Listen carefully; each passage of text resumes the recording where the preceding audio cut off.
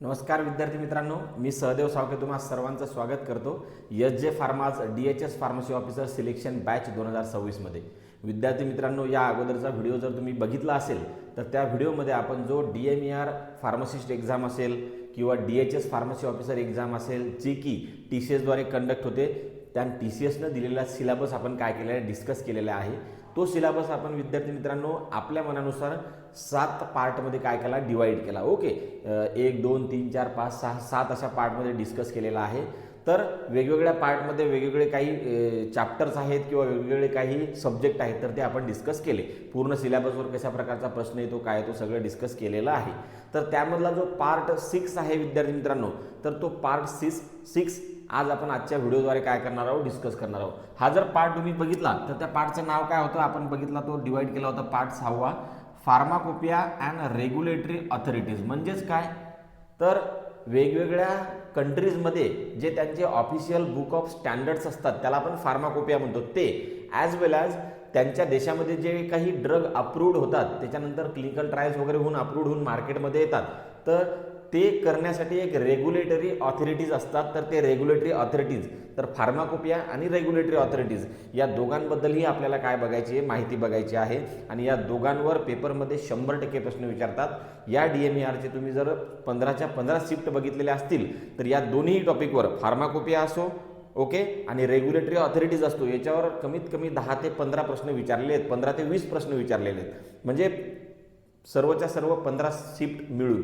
Okay, आता विद्यार्थी मित्रांनो या टॉपिकबद्दल जर सांगायचं झालं तर याच्यावर वेगवेगळे प्रश्न येतात की नेमकं फार्माकोपिया म्हणजे काय, किंवा रेग्युलेटरी ऑथॉरिटी म्हणजे काय, किंवा कोणत्या कंट्रीची रेग्युलेटरी ऑथॉरिटी कोणती, भारताची रेग्युलेटरी ऑथॉरिटी कोणती, किंवा जे इंडियन फार्माकोपिया आहे किंवा ब्रिटिश फार्माकोपिया आहे, किंवा असे वेगवेगळे जे फार्माकोपियाज आहेत हे कोणाद्वारे काय केल्या जातात, पब्लिश केल्या जातात, ते सुद्धा पेपरमध्ये प्रश्न विचारतात.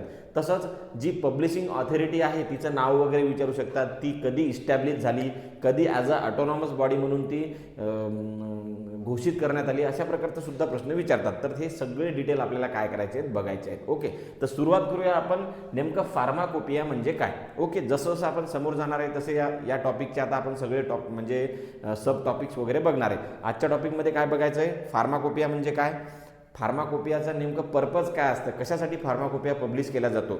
तिसरी गोष्ट म्हणजे टाईप ऑफ फार्माकोपिया, फार्माकोपिया कोणत्या प्रकारचे असतात किंवा किती प्रकारचे असतात, किंवा याला आपण डायरेक्टली टाईप म्हणू शकत नाहीत पण याच्यावर प्रश्न येतो, ते आपण जेव्हा इथं डिस्कस करेल तेव्हा तुम्हाला समजेल की या टाईप ऑफ फार्माकोपियावर कशा प्रकारचा प्रश्न येतो. त्याच्यानंतर काय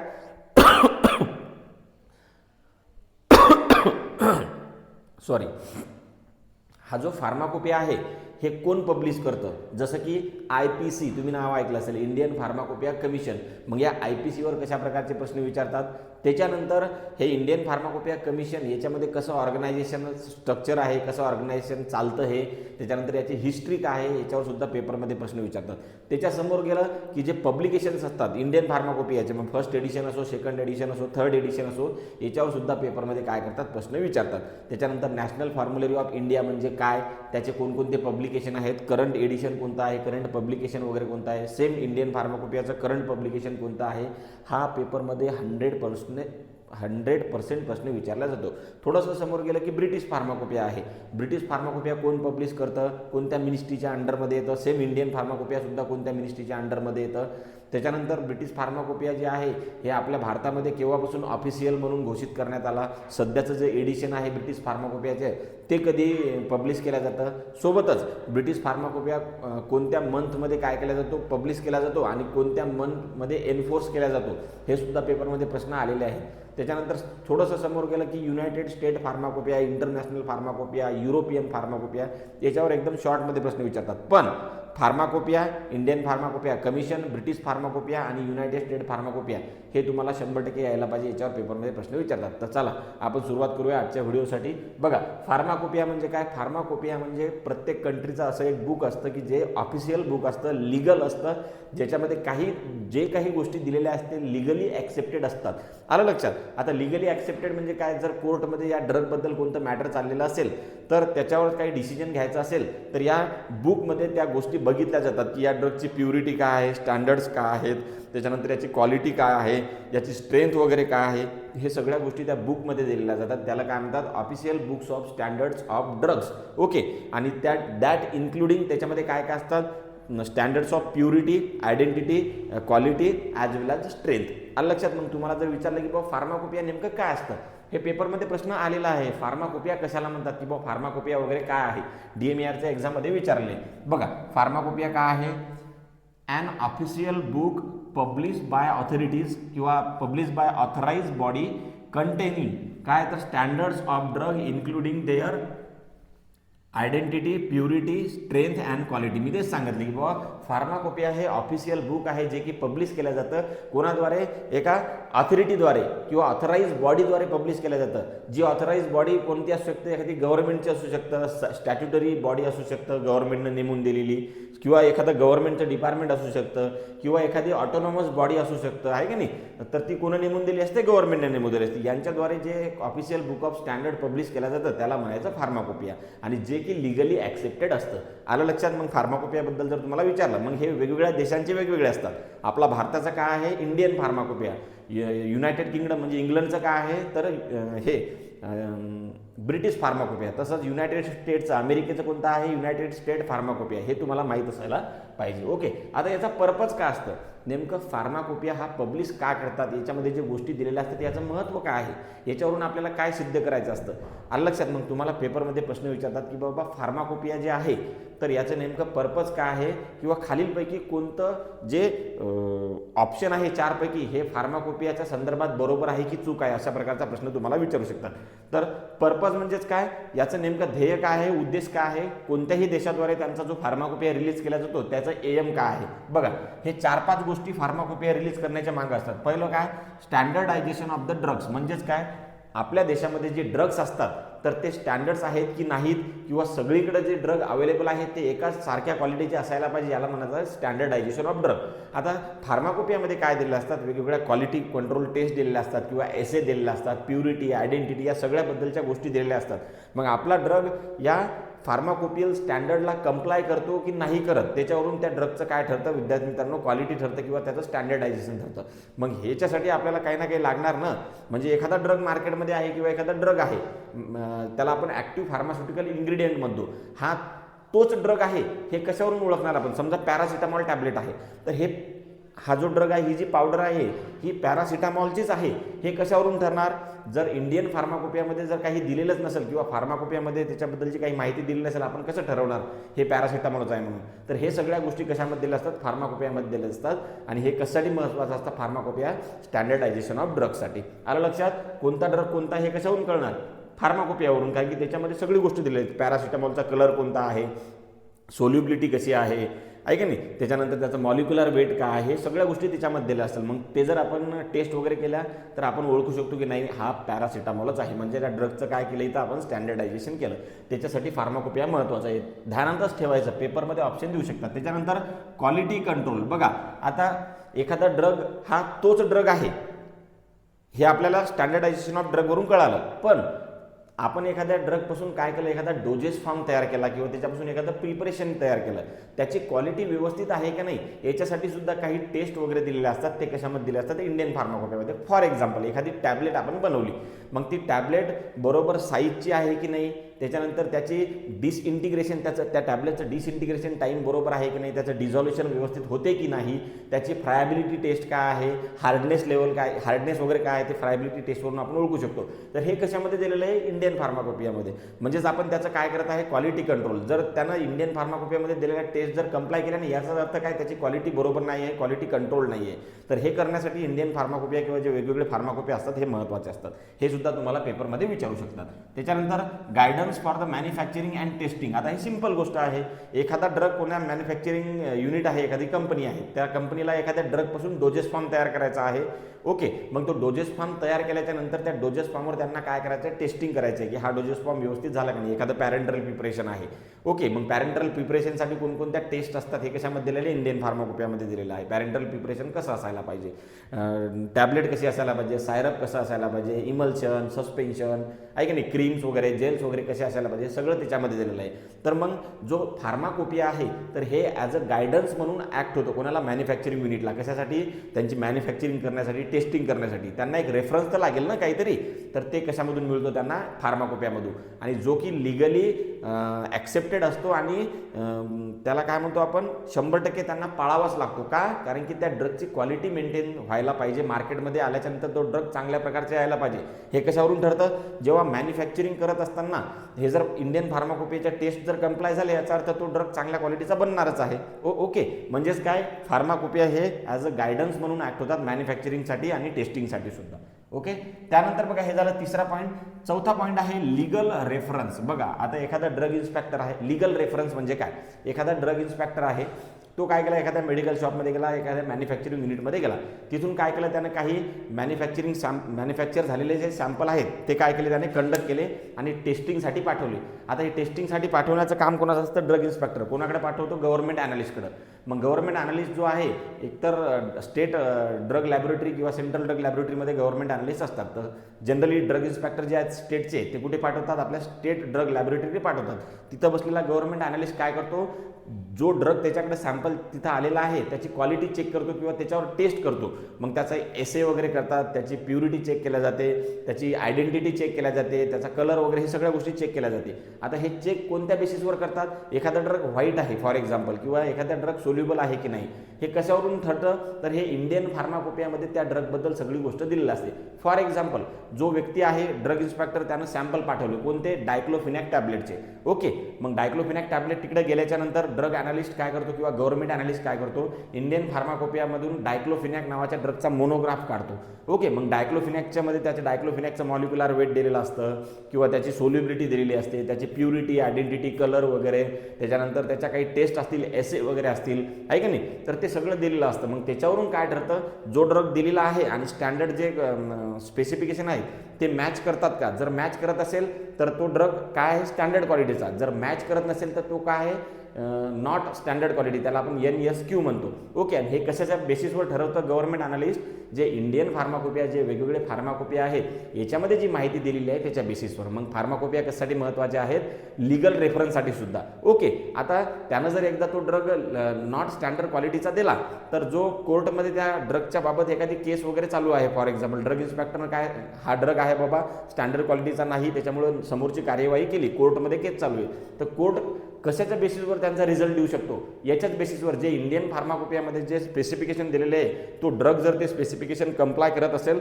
तर तुमचा ड्रग स्टँडर्ड क्वालिटीचा आहे, आणि जर करत नसेल तर तो नॉट स्टँडर्ड क्वालिटीचा आहे. म्हणजेच काय, लीगल रेफरन्ससाठी सुद्धा जे फार्माकोपियाज आहेत ते आपण काय करू शकतो, कन्सिडर करू शकतो. ओके, त्याच्यानंतर आहे पब्लिक सेफ्टी. सिंपल गोष्ट आहे की जेव्हा एखादी मॅन्युफॅक्चरिंग युनिट आहे त्यांना माहीत आहे की आपल्याला इंडियन फार्माकोपियामध्ये जे टेस्ट दिलेले आहेत त्याला कंप्लाय करावं लागते, त्याच्यानुसारच आपल्याला गुड मॅन्युफॅक्चरिंग प्रॅक्टिसनुसारच आपले ड्रग वगैरे त्याची क्वालिटी चांगल्या असायला पाहिजे, अशा प्रकारेच मॅन्युफॅक्चरिंग करावं लागतं. कशाच्या बेसिसवर, इंडियन फार्माकोपियामध्ये जे टेस्ट दिलेले आहेत, मॅन्युफॅक्चरिंग प्रोसेस दिलेले, काही दिलेले त्याच्या बेसिसवर. आलं लक्षात. मग अल्टिमेट काय होणार, जो ड्रग मार्केटमध्ये येणार तो कसा राहणार, चांगलाच राहणार. का, कारण की इंडियन फार्माकोपियानं सांगितलं अशा अशा प्रकारचा ड्रग असायला पाहिजे, तुमचा ड्रग जर तसा असला तरच तो चांगल्या क्वालिटीचा असतो. म्हणजेच काय, अल्टिमेटली एम काय, सगळ्यात शेवटचं इंडियन फार्माकोपिया वगैरे पब्लिश करण्याचं किंवा वेगवेगळे फार्माकोपिया पब्लिश करण्याचं, की जो ड्रग तुम्ही मार्केटमध्ये येत आहे, आणत आहेत मॅन्युफॅक्चरिंग युनिटवाले, तो सेफ असायला पाहिजे, जेणेकरून जी पब्लिक त्या ड्रगला कंझ्युम करत आहे तर त्या पब्लिकला कोणताही धोका नसायला पाहिजे त्या ड्रगपासून. एकदम त्या पब्लिकची सेफ्टी मेंटेन केल्या पाहिजे, त्याची हेल्थ काय केल्या गेली पाहिजे, मेंटेन केल्या गेली पाहिजे. हे याचे काय आहेत, ऑब्जेक्टिव्ह आहेत किंवा त्याला आपण म्हणू शकतो पर्पज आहे. फार्माकोपिया कोणत्याही देशाद्वारे त्यांचा फार्माकोपिया पब्लिश करण्यामागचे पर्पज हे आहेत.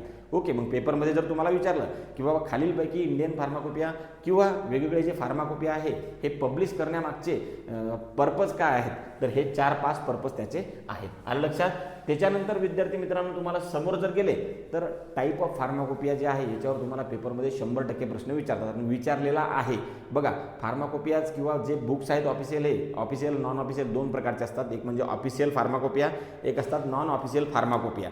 ओके, आता ऑफिशियल फार्माकोपिया तुम्ही ऐकले असतील, Indian pharmacopoeia, British pharmacopoeia, United State pharmacopoeia, त्याच्यानंतर European pharmacopoeia, Japanese pharmacopoeia, Chinese pharmacopoeia, त्याच्यानंतर त्याला आपण म्हणू शकतो वेगवेगळ्या देशांचे जे वेगवेगळे फार्माकोपियाज आहेत त्याला आपण ऑफिशियल फार्माकोपिया म्हणतो, जे की काय आहेत, ऑफिशियल बुक आहेत. काय आहेत, ऑफिशियल बुक आहेत आणि लिगली ॲक्सेप्टेड आहेत. त्याच्यामध्ये जे काही गोष्टी दिलेल्या आहेत ते लिगली ॲक्सेप्टेड आहेत आणि जे की पब्लिश केल्या जातात कोणाद्वारे, गव्हर्नमेंटद्वारे, त्याच्यानंतर जी स्टॅच्युटरी ऑथॉरिटीज आहे गव्हर्नमेंटनं नेमून दिलेली तिच्याद्वारे, किंवा एखादी ऑफिशियल ऑथॉरिटी गव्हर्नमेंटनं नेमलेली आहे तिच्याद्वारे जे ऑफिशियल बुक्स पब्लिश केलेले आहेत आणि ज्यातल्या जे स्टँडर्ड लिगली ॲक्सेप्टेड आहेत त्यांना आपण ऑफिशियल फार्माकोपिया म्हणतो. त्यांचं एक्झाम्पल जर विचारलं तर कोणतं आहे, Indian pharmacopoeia, British pharmacopoeia, United State pharmacopoeia, international pharmacopoeia, European pharmacopoeia, Japanese pharmacopoeia आणि चायनीज फार्माकोपिया. ओके, पेपरमध्ये काय प्रश्न विचारला होता, 4 ऑप्शन दिले होते, याच्यामधले 3 ऑप्शन त्याच्यामध्ये दिले, इंडियन फार्माकोपिया, ब्रिटिश फार्माकोपिया आणि युनायटेड स्टेट फार्माकोपिया, आणि चौथं ऑप्शन काय दिलं होतं त्यांनी, मार्टिनडेल. बघा हे मार्टिनडेल आहे, हे काय आहे, नॉन ऑफिशियल फार्माकोपिया आहे. आणि तुम्हाला काय विचारलं होतं की खालीलपैकी ऑफिशियल बुक कोणतं नाही, तर ते कोणतं नाही ऑफिशियल, हे मार्टिनडेल वगैरे नाही आहे. ओके, आता हे जे लिगली ॲक्सेप्टेड आहेत ते झाले फार्माकोपियाज ऑफिशियल, आणि नॉन ऑफिशियल म्हणजे काय, असे पुस्तकं किंवा असे बुक ज्याच्यामध्ये ड्रगचे मोनोग्राफ दिलेले आहेत किंवा ड्रगबद्दल इन्फॉर्मेशन दिलेली आहे, जे लिगली ॲक्सेप्टेड नाही, ते फक्त तुमच्या स्टडीसाठी किंवा रेफरन्ससाठी वगैरे दिलेले आहेत. जसं की आपण एखादं मार्टिनडेल नावाचं बुक आहे, तर हे मार्टिनडेल बुकमध्ये काय दिलेलं आहे, वेगवेगळ्या ड्रगची इन्फॉर्मेशन दिलेली आहे, त्या ड्रगबद्दल सगळी इन्फॉर्मेशन दिलेली आहे. पण हे बुक कोण एखाद्या व्यक्तीनं काय केलं असेल, पब्लिश केलं असेल किंवा त्यानं त्याच्यावर रिसर्च करून त्याच्यावर हे केलेलं आहे, समजा ते पुस्तक काढलेलं आहे मार्टिनडेल नावाचं. तर हे जे मार्टिनडेल याच्यावर प्रश्न विचारला होता, याला काय म्हणतात, the complete drug reference extra pharmacopoeia विचारला होता प्रश्न, की बा खालीलपैकी एक्स्ट्रा फार्माकोपिया म्हणून कोणाला ओळखलं जातं, तर ते कोणाला ओळखलं जातं, या मार्टिनडेल. हे एका प्रकारचं बुक आहे, पण कोणतं आहे, नॉन ऑफिशियल फार्माकोपिया म्हणतो किंवा त्याला आपण रेफरन्स बुक म्हणतो. आणि जे की a book that provide valuable drug information but not having legal status as an official standard book. म्हणजेच काय, असं पुस्तक की ज्याच्यामध्ये ड्रगबद्दल इन्फॉर्मेशन दिलेली आहे, जी की महत्त्वाची सुद्धा आहे, पण त्याला लिगल स्टेटस नाही, हे कोणत्या तरी एखाद्या प्रायव्हेट ऑर्गनायझेशननं किंवा नॉन गव्हर्नमेंट ऑर्गनायझेशननं पब्लिश केलं असतं किंवा एखाद्या प्रायव्हेट ऑथरनं पब्लिश केलेलं असतं. ओके, ऑफिशियल आणि नॉन ऑफिशियल यांचं एक्झाम्पल तुम्हाला माहीत असायला पाहिजे. ऑफिशियल कोणते, आपले सगळे फार्माकोपिया, IP, BP, USP, त्याच्यानंतर इंटरनॅशनल फार्माकोपिया, JP म्हणजे Japanese pharmacopoeia, Chinese pharmacopoeia. Non ऑफिशियलचे एक्झाम्पल जर विचारले तर ते कोणते आहेत, हे मार्टिनडेल नावाचा बुक आहे, रेमिंग्टन नावाचा बुक आहे, मर्क इंडेक्स नावाचा बुक आहे, त्यानंतर ब्रिटिश नॅशनल फॉर्म्युलरी आहे, national formulary of India NFI, हे जे नॅशनल फॉर्म्युलरी ऑफ इंडिया हे ऑफिशियल बुक आहे का नाही, याच्यामध्ये काय दिलेली आहे, प्रिस्क्रायबिंग इन्फॉर्मेशन दिलेली आहे की बाबा तो ड्रग कोणत्या कंडिशनवर जातो, त्याची डोस काय आहे, टॅबलेट फॉर्ममध्ये येतो का, कोणत्या फॉर्ममध्ये येतो, अशा प्रकारची माहिती दिलेली आहे आपल्या फॉर्म्युलरीमध्ये. पण तो ऑफिशियली ॲक्सेप्टेड आहेत का, ते स्टँडर्ड नाही.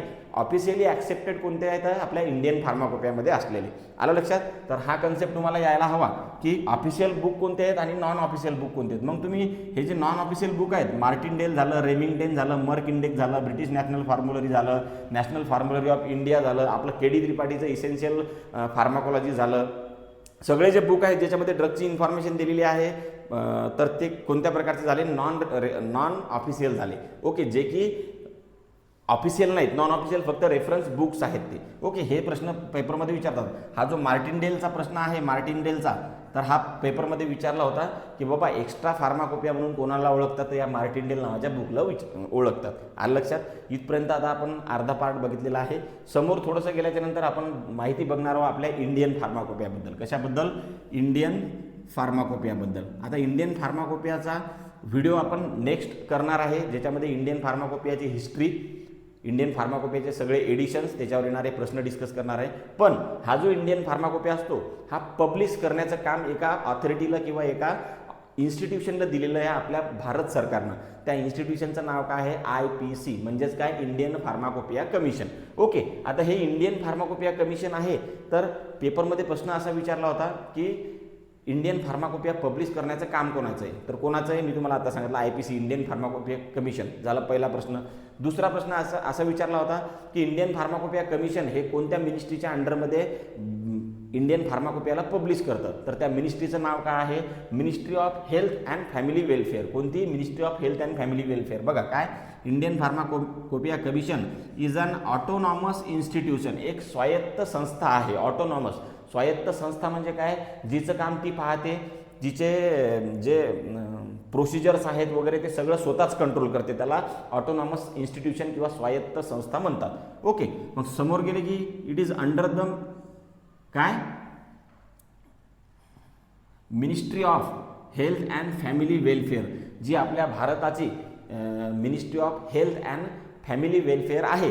ओके, आरोग्य आणि कुटुंब कल्याण मंत्रालय जे आपल्या भारत सरकारचं, त्याच्या अंडरमध्ये इंडियन फार्माकोपिया कमिशन येत असतं. हा प्रश्नसुद्धा पेपरमध्ये विचारलेला आहे. आता हिस्ट्री बघा, हे इंडियन फार्माकोपिया कमिशन जे इंडियन फार्माकोपिया पब्लिश करतं, हे नेमकं झालं कसं काय? तुम्हाला माहिती आहे आपला ड्रग अँड कॉस्मेटिक ॲक्ट कधी लागू झाला होता किंवा कधी पास झाला? 1940मध्ये इथं दिलेलं आहे. ड्रग अँड कॉस्मेटिक ॲक्ट 1940मध्ये पास झाला.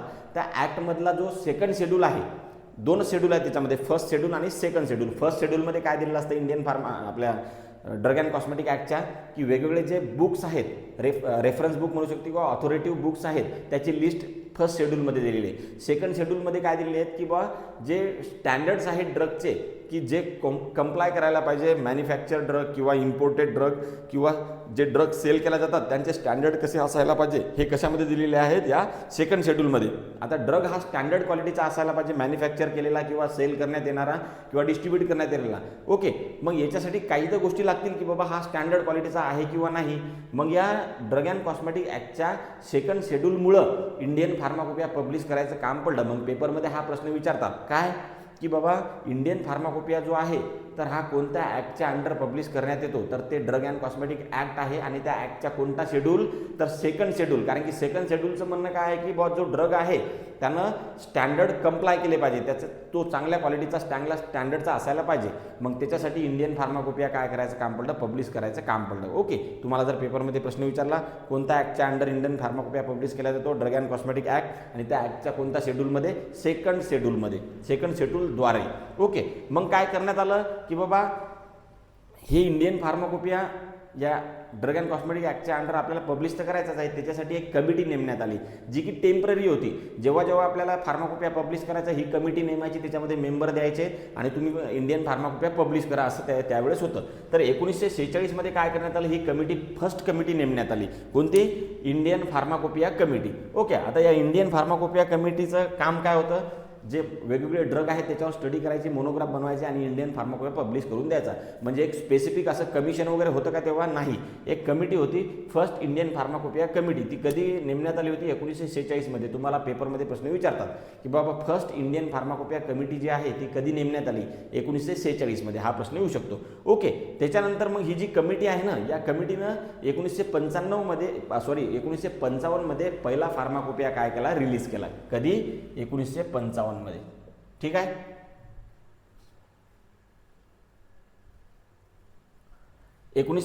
मध्ये त्यांनी पहिला फार्माकोपिया काय केला? रिलीज केला. मग त्याच्यानंतर अजून 1966चा फार्माकोपिया झाला. असे 2-3 फार्माकोपिया वगैरे त्यांनी काय केले? रिलीज केले. पण मग गव्हर्नमेंटला काय वाटलं की बाबा वाढतं जे इंडस्ट्रीचं काम आहे किंवा वेगवेगळ्या मॅन्युफॅक्चरिंग युनिटचं वाढणं, इंडस्ट्री वाढल्या, व्याप वाढला आपल्या याचा, त्याच्यामुळे ड्रगची क्वालिटी खूप चांगल्या प्रकारे मेंटेन करायला पाहिजे. त्याच्यासाठी फार्माकोपिया एक चांगल्या प्रकारे डिझाईन करायला पाहिजे. त्याच्यासाठी एक कमिशन नेमण्यात आलं. त्या कमिशनचं नाव होतं इंडियन फार्माकोपिया कमिशन. आणि हे कमिशन जे आहे हे विद्यार्थी मित्रांनो 6 मे 2008 रोजीचं जे गॅजेट आहे भारत सरकारचं, त्या रिझॉल्युशनमध्ये हे ॲज अ ॲटोनॉमस इन्स्टिट्यूशन म्हणून घोषित करण्यात आलं. मग तुम्हाला जर विचारलं की जे इंडियन फार्माकोपिया कमिशन आहे हे ऑटोनॉमस इन्स्टिट्यूशन म्हणून कधी घोषित करण्यात आलं, तर गॅजेटमध्ये 2008 या वर्षी ते घोषित करण्यात आलं. पण दुसरा प्रश्न असा विचारतात की हे फुल्ली ऑपरेशनल कधीपासून झालं? ओके, पेपरमध्ये हा मागच्या DMERला प्रश्न आला होता की इंडियन फार्माकोपिया कमिशन हे फुल्ली ऑपरेशनल कधी झालं, म्हणजे पूर्णपणे ऑटोनॉमस इन्स्टिट्यूशन म्हणून ऑपरेशनल कधी झालं? तर ते झालं 1 जानेवारी 2009. दोन्ही प्रश्न पेपरमध्ये येतात. बघा, 6 मे 2008 रोजी हे ऑटोनॉमस इन्स्टिट्यूशन म्हणून घोषित करण्यात आलं भारत सरकारच्या गॅजेटमध्ये. पण 1 जानेवारी 2009 मध्ये हे फुल्ली ऑपरेशनल झालं ॲज अ ऑटोनॉमस इन्स्टिट्यूशन म्हणून. हे दोन्ही प्रश्न पेपरमध्ये विचारतात. ओके, आता याचं हेडक्वार्टर कुठे आहे हे सुद्धा पेपरमध्ये विचारतात. ते आहे उत्तर प्रदेशमध्ये, जे गाझियाबाद आहे तिथे. ओके, मग तुम्हाला जर पेपरमध्ये प्रश्न आला की जे इंडियन फार्माकोपिया कमिशन आहे त्याचं हेडक्वार्टर कुठे आहे, तर ते हेडक्वार्टर आहे गाझियाबाद उत्तर प्रदेशमध्ये. हा पेपरमध्ये प्रश्न येतो. त्याच्यानंतर बघा, हे जे इंडियन फार्माकोपिया कमिशन आहे याचं काम कसं चालतं, याचं ऑर्गनायझेशन कसं आहे, याच्यामध्ये किती स्तर आहेत किंवा कोणकोणत्या बॉडीज असतात. तर तुम्हाला पेपरमध्ये जर विचारलं की बा इंडियन फार्माकोपिया कमिशनचं ऑर्गनायझेशनल स्ट्रक्चरबद्दल खालीलपैकी कोणतं स्टेटमेंट बरोबर आहे, की बाबा हे 2 टायर ऑर्गनायझेशन आहे की 3 टायर ऑर्गनायझेशन आहे, 4 टायर ऑर्गनायझेशन आहे की 6 टायर ऑर्गनायझेशन आहे, म्हणजे याच्यामध्ये किती महत्त्वाचे टायर आहेत. टायर म्हणजे काही गोष्टी, फॉर एक्झाम्पल. ओके, तर तुम्हाला माहीत असायला पाहिजे इंडियन फार्माकोपिया कमिशनमध्ये 3 टायरचं ऑर्गनायझेशन आहे, 3 टायर ऑर्गनायझेशन आहे. 3 बॉडीज याच्यामध्ये महत्त्वाच्या असतात. एक म्हणजे काय, तर जनरल बॉडी, दुसरी म्हणजे गव्हर्निंग बॉडी आणि तिसरी म्हणजे सायंटिफिक बॉडी. ओके, इथं दिलेलं आहे बघा, जनरल बॉडी, त्याच्यानंतर गव्हर्निंग बॉडी आणि सायंटिफिक बॉडी. आता हे 3 बॉडी महत्त्वाचे असतात म्हणून 3 टायर ऑर्गनायझेशन आहे IPCचं. ओके, दुसरा प्रश्न याच्यावर असा निर्माण होतो की जे जनरल बॉडी आहे याचं नावच जनरल आहे, याचा अर्थ याच्या बॉडीमध्ये जास्तीत जास्त मेंबर राहणार, म्हणजेच किती, तर 25 मेंबर हे जनरल बॉडीमध्ये असतात. मग त्याच्यात थोडंसं काय यायचं, मधामध्ये यायचं, जनरल बॉडीनंतर जी वालीच गव्हर्निंग बॉडी आहे, गव्हर्निंग बॉडीमध्ये टोटल 14 मेंबर असतात. आणि जी सायंटिफिक बॉडी आहे तर सायंटिफिक बॉडीमध्ये 15 ते 23 मेंबर असतात. पेपरमध्ये जर तुम्हाला प्रश्न विचारला की IPCचं ऑर्गनायझेशन किती टायर आहे, तर 3 टायर ऑर्गनायझेशन आहे. 3 बॉडी याच्यामध्ये असतात. जनरल बॉडी जिच्यामध्ये 25 मेंबर आहेत, त्यानंतर गव्हर्निंग बॉडी ज्याच्यामध्ये 14 मेंबर आहेत, आणि सगळ्यात शेवटची आहे सायंटिफिक बॉडी, त्याच्यामध्ये 13 ते 25 मेंबर आहेत. एवढ्या गोष्टी तुम्हाला ध्यानात ठेवायचं आहे. ओके, आता जे इंडियन फार्माकोपिया कमिशन याच्याबद्दल थोडीशी माहिती भेटली की जे ऑटोनॉमस इन्स्टिट्यूशन म्हणून कधी घोषित करण्यात आलं, फुल्ली ऑपरेशनल कधी झालं, याचं हेडक्वार्टर कुठे आहे, याचं ऑर्गनायझेशन स्ट्रक्चर काय आहे. पण इंडियन फार्माकोपिया कमिशनचा चेअरपर्सन कोण असतो, मुख्य व्यक्ती कोण असतो, चेअरमॅन म्हणू शकतो किंवा चेअरपर्सन कोण असतो, तर तो असतो आपलं जे भारत सरकारचं ministry of health and family welfare आहे, त्याचा जो सेक्रेटरी आहे तो या इंडियन फार्माकोपिया कमिशनचा काय असतो, चेअरपर्सन असतो. हे तुम्हाला लक्षात ठेवायचं आहे. ओके, त्याच्यानंतर आता सध्याचे जे चेअरपर्सन आहेत म्हणजे आपल्या इंडियन फार्माकोपिया कमिशनचे चेअरपर्सन म्हणजेच काय, भारत सरकारच्या ministry of health and family वेलफेअरचे सेक्रेटरी कोण आहेत, तर हे आहेत कोण, पुण्य सलीला श्रीवास्तवा. कोण, याचं स्पेलिंग आहे विद्यार्थी मित्रांनो SALILA, पुण्या सलीला श्रीवास्तवा. हे काय आहेत, सेक्रेटरी आहेत ministry of health and family वेलफेअरचे, आणि ते सेक्रेटरी आहेत म्हणजे जिकडे इंडियन फार्माकोपिया कमिशनचे ते कोण आहेत, चेअरपर्सन आहेत, मुख्य व्यक्ती आहेत. ओके, को चेअरपर्सन, आता चेअरपर्सन झाला, आता को चेअरपर्सन कोण असतो. मी तुम्हाला सांगितलं की इंडियन फार्माकोपिया कमिशनमध्ये 3 बॉडी असतात. याच्यामध्ये जी सायंटिफिक बॉडी आहे ना, त्याचा जो सेक्रेटरी असतो, मेन व्यक्ती जो असतो याचा कोणाचा, या इंडियन फार्माकोपिया कमिशनच्या सायंटिफिक बॉडीचा जो चेअरमॅन असतो ना, तर तो असतो को चेअरपर्सन या इंडियन फार्माकोपिया कमिशनचा. आलं लक्षात. इंडियन फार्माकोपिया कमिशनचा चेअरपर्सन जर विचारलं तर तो असतो secretary of ministry of health and family welfare, ज्यांचं नाव आहे पुण्या सलीला श्रीवास्तवा. त्याच्यानंतर को चेअरमॅन कोण असतो, सायंटिफिक बॉडी जी आहे IPCची, त्याचा जो चेअरपर्सन असतो तो असतो या IPCचा को चेअरमॅन. ओके, आणि सगळ्यात शेवटी असतं सेक्रेटरी कम सायंटिफिक डायरेक्टर, ज्यांचं नाव को चेअरपर्सन कोण आहे, तर प्रोफेसर VM कटोच. कोण, प्रोफेसर VM कटोच हे काय आहेत, को चेअरपर्सन आहेत. ओके, त्याच्यानंतर सेक्रेटरी कम सायंटिफिक डायरेक्टर कोण आहेत IPCचे असं जर विचारलं तर ते आहेत डॉक्टर V कलाईसेल्वन. कोण, डॉक्टर V कलाईसेल्वन, जे की act as a chief scientific and executive officer of the Indian pharmacopoeia commission. तर हे प्रश्न पेपरमध्ये 100% विचारतात, म्हणजे विचारतात. काय, चेअरपर्सन कोण आहे, secretary ministry of health and family वेलफेअरचा, ज्याचं नाव आहे पुण्या सलीला श्रीवास्तवा. ओके, को चेअरपर्सन कोण आहे, जो सायंटिफिक बॉडी आहे IPCची, त्याचा जो मेन व्यक्ती असतो VM Katoch, doctor VM Katoch, ते को चेअरपर्सन आहेत या IPCचे. आणि सायंटिफिक कम डायरेक्टर कोण आहे, हा कोण, सेक्रेटरी कम सायंटिफिक डायरेक्टर ते प्रोफेसर V कलाईसेल्वन आहेत, जे की चीफ सायंटिफिक ऑफिसर आणि एक्झिक्युटिव्ह ऑफिसर म्हणून सुद्धा ॲक्ट होतात. तर हे झालं इंडियन फार्माकोपिया कमिशनबद्दल डिटेल इन्फॉर्मेशन. याच्यावरचा कोणताही प्रश्न तुम्हाला जर आला तर तो तुम्हाला यायला पाहिजे. या IPCचं मेन मिशन किंवा व्हिजन काय असतं, सिंपल गोष्ट आहे. इंडियन फार्माकोपिया कमिशन पब्लिश करून जी पब्लिक आहे त्याची हेल्थ वगैरे चांगली राहायला पाहिजे, कारण की जे मेडिसिन मार्केटमध्ये येत आहे त्याच्यामुळं पब्लिक आणि ॲनिमलची हेल्थ मेंटेन राहायला पाहिजे. हेच त्यांचं काय असणार आहे मिशन किंवा व्हिजन आहे. तेच इथं दिलेलं आहे बघा. मिशन काय आहे, to promote the public and animal health. काय, पब्लिक आणि ॲनिमलची हेल्थ प्रमोट करणं. कशी बघा, by publishing the authoritative and official accepted standards for, कशासाठी, जे ॲक्टिव्ह फार्मास्युटिकल इन्ग्रेडियंट आहेत, डोजेस फॉर्म आहेत आणि एक्सिपियंट आहेत, जे की कोणताही डोजेस फॉर्म किंवा कोणतीही टॅबलेट असो मॅन्युफॅक्चरिंग करण्यासाठी किंवा कोणतेही डोजेस फॉर्म तयार करण्यासाठी जे ॲक्टिव्ह फार्मास्युटिकल इन्ग्रेडियंट राहतात, एक्सिपियंट लागतात किंवा जो तयार केलेला डोजेस फॉर्म आहे यांच्यासाठी स्टँडर्ड तयार करतं. आणि त्याच्यामुळं मग पब्लिकची जी हेल्थ आहे किंवा पब्लिक ॲनिमलची जी हेल्थ आहे ती काय केल्या जाते, प्रमोट केल्या जाते. हे त्यांचं अल्टिमेट काय असतं, मिशन असतं. सेम ऑब्जेक्टिव्ह पण तेच. व्हिजन काय असतं, to promote highest standard of the drug use in human health आणि ॲनिमल हेल्थ. म्हणजेच काय, ॲनिमलमध्ये यूज करण्यात येणारे ड्रग असो किंवा ह्युमनमध्ये यूज करण्यात येणारे ड्रग जे असो, तर यांची काय करणं, हायेस्ट क्वालिटी किंवा हायेस्ट स्टँडर्ड काय करणं, प्रमोट करणं. हे कोणाचं काम आहे, तर इंडियन फार्माकोपिया कमिशनचं. सिम्पल गोष्ट आहे की ह्युमनमध्ये ॲज वेल ॲज ॲनिमलमध्ये जे ड्रग्स यूज करतात ते जर चांगल्या क्वालिटीचे असले तर त्यांची हेल्थ प्रमोट केल्या जाते किंवा त्यांचा सेफ्टी मेंटेन केल्या जाते. आणि याच्यामुळे इंडियन फार्माकोपिया कमिशनचं मिशन हेच आहे की पब्लिकची हेल्थ चांगली राहायला पाहिजे अल्टिमेटली. ओके, आता येतं सगळ्यात महत्त्वाचा टॉपिक किंवा सगळ्यात महत्त्वाचा पॉईंट की objective of Indian pharmacopoeia commission काय आहेत. पेपरमध्ये 101% प्रश्न विचारतात की बाबा इंडियन फार्माकोपिया कमिशन खालीलपैकी कोणतं काम करतं किंवा कोणतं काम करत नाही. 100% प्रश्न विचारतात. आत्ताच्या DIच्या एक्झाममध्ये सुद्धा प्रश्न विचारला की खालीलपैकी इंडियन फार्माकोपिया कमिशनचं कोणते कामं आहेत, तर वरीलपैकी सर्व असं त्याचं उत्तर होतं. तर हा प्रश्न बघा किंवा हे जे एक्सप्लेनेशन आहे हे जर तुम्ही बघितलं तर तुम्ही हे प्रश्न इझिली काय करू शकता, टॅकल करू शकता. बघा, पहिलं याचं ऑब्जेक्टिव्ह किंवा त्याचं काम काय आहे, to publish Indian pharmacopoeia. Simple गोष्ट आहे, इंडियन फार्माकोपिया पब्लिश करणं कोणाचं काम आहे, इंडियन फार्माकोपिया कमिशनचं. झालं पहिलं काम. कशासाठी, अजून याच्यामध्ये काय असतं, to develop and revise the monograph for active pharmaceutical ingredient, त्यानंतर एक्सिपियंट्स, त्याच्यानंतर फार्मास्युटिकल एड, हर्बल ड्रग्स आणि मेडिकल डिव्हाइस. म्हणजेच काय, मोनोग्राफ तयार करणं कोणाचे, मेडिकल डिव्हाइस, त्याच्यानंतर herbal drug, excipients, doses form यांच्या सगळ्यांचे मोनोग्राफ तयार करणं हे कोणाचं काम आहे, इंडियन फार्माकोपिया कमिशनचं. कसं काय, इंडियन फार्माकोपिया पब्लिश कोणाद्वारे केला जातो, यांच्याद्वारे केला जातो. याच्यामध्ये काय दिले असतात, मोनोग्राफच दिलेले असतात.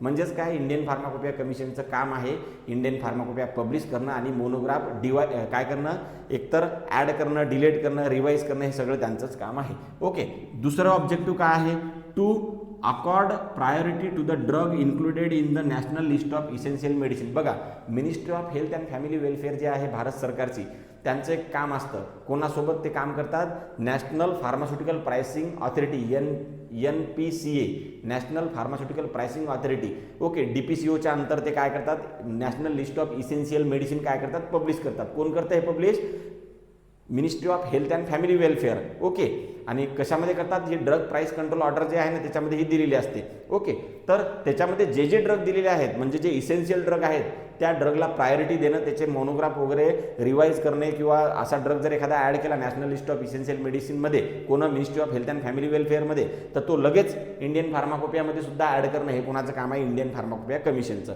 आलं लक्षात. त्याच्यानंतर काय आहे, to prepare and distribute IPRS. बघा, IPRS म्हणजे काय, इंडियन फार्मास्युटिकल रेफरन्स सबस्टन्स. बघा, एखादा ड्रग हा पॅरासिटामॉल आहे, हे कसं ओळखायचं, जेव्हा स्टँडर्ड पॅरासिटामॉल अवेलेबल असेल त्याचं आणि या ड्रगचं जो पावडर आपण तयार केली, फॉर एक्झाम्पल एक ड्रग आपण सिंथेसाइज केला, त्याला आपण A नाव देऊ आणि आपल्याला तो ओळखायचा एक कोणता आहे, मग तो ओळखायच्यासाठी आपल्याला एक स्टँडर्ड रेफरन्स तर लागेल. तर हे स्टँडर्ड रेफरन्स प्रोव्हाइड करणं सुद्धा कोणाचं काम असतं, आपल्या इंडियन फार्माकोपियाचं असतं. ॲज वेल ॲज इम्प्युरिटीज वगैरे तयार करणं वगैरे हे सुद्धा कोणाचं काम आहे किंवा इम्प्युरिटी प्रोव्हाइड करणं हे सुद्धा कोणाचं काम असतं, इंडियन फार्माकोपियाचंच असतं. त्याच्यानंतर डिग्रेडेशन प्रॉडक्ट वगैरे मेंटेन ठेवणं किंवा डिग्रेडेशन प्रॉडक्ट वगैरे पण प्रोव्हाइड करणं हे सुद्धा कोणाचं काम आहे, आपल्या इंडियन फार्माकोपिया कमिशनचं. आता तुम्ही म्हणसाल sir impurity in degradation product हे कसं काय, आम्ही रेफरन्स सबस्टन्स समजू शकतो पण इम्प्युरिटी कसं काय. बघा, आपलं एखादं प्रिपरेशन आहे त्याच्यामध्ये आर्सेनिक अवेलेबल आहे, म्हणजे आर्सेनिक त्याच्यामध्ये इम्प्युरिटी म्हणून प्रेझेंट आहे, मग आता हे आर्सेनिकच आहे हे कम्पेअर करावं लागेल ना, त्याच्यासाठी आपल्याला आर्सेनिक हे इम्प्युरिटी म्हणून स्टँडर्ड लागेल. ओके, मग हे इम्प्युरिटीज वगैरे प्रोव्हाइड करण्याचं काम सुद्धा कोणाचं आहे, इंडियन फार्माकोपिया कमिशनचं आहे.